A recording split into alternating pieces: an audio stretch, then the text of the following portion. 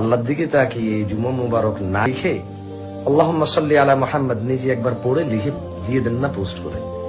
যেই দেখুক পড়ুক, ও পড়বে, ওর উপরে রহমত নাজিল হবে, গুনাহ ক্ষমা হবে, ওর মর্যাদা বৃদ্ধি হবে। ওর যতটা গুনাহ ক্ষমা হবে, যতটা রহমত নাজিল হবে, যতটা মর্যাদা বৃদ্ধি পাবে, অতটা সেম সেম আপনার দিকেও চলে আসবে ওর ভাগ থেকে। নিজেরটাও পেলেন, ওর ভাগেরও সমান সমান পেলেন। আরেকজনে পড়লো, নিজেরটাও পেলেন, ওর ভাগেরটাও সমান সমান পেলেন। আপনি এটা লেখার পর 10 জনে বলল, আপনি পেলেন 11 বার, বাকিরা একবার একবার বলে পেল একবার একবার। আপনি একবার প্রচার করে পেলেন 11 বার। 100 জনে দেখলে আপনি পেলেন 101 বার। 1000 মানুষে দেখলে আপনি পেলেন 1001 বার।